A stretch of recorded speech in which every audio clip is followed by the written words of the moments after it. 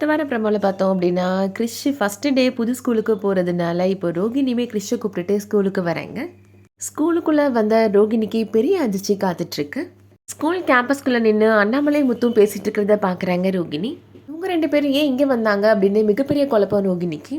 முத்து நிற்கிறத பார்த்த கிறிஷ், முத்து அங்கிள் நிற்கிறாருமா, நான் கூப்பிட்டுட்டுமா அப்படின்னு சொல்கிறாங்க. அமைதியாக நில்லு, வாயை மூடு கிறிஷ் அப்படின்னு கிறிஷோட வாயை மூடிடுறாங்க ரோகிணி. வேகமாக அவங்க 2 பேர் கண்ணிலே படாத மாதிரி ஒரு ஆட்டோவில் ஒளிஞ்சு உட்காந்துக்கிறேங்க.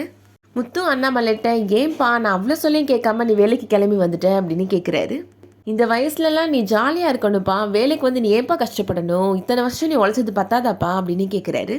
கிளம்பி வாப்பா, என் கூட வந்துருப்பா, நீ வேலைக்கெலாம் போக வேணாம்ப்பா அப்படின்னு சொல்லிட்டு இருக்கிறாரு முத்து. எனக்கு வேலைக்கு டைம் ஆகுதுடா, இங்கேருந்து கிளம்பி போ அப்படின்னு முத்துவை திட்டி அனுப்பி வச்சிடுறாரு அண்ணாமலை.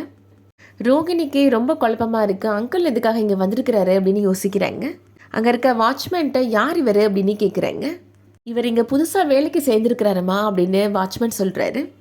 அங்கிள் கிறிஷை பார்த்துட்டாருன்னா அதுக்கப்புறம் நமக்கு தான் பெரிய பிரச்சனையாயிரும், என்ன பண்ணுறது அப்படின்னு யோசிக்கிறாங்க ரோகிணி. அடுத்ததாக என்ன நடக்க போகுதுன்றதை வெயிட் பண்ணி பார்க்கலாம். இந்த வீடியோ பிடிச்சிருந்துச்சுன்னா லைக் பண்ணிக்கோங்க. சீரியல் அப்டேட்ஸ்க்கு நம்ம சேனலை சப்ஸ்கிரைப் பண்ணிக்கோங்க. தேங்க்ஸ் ஃபார் வாட்சிங்.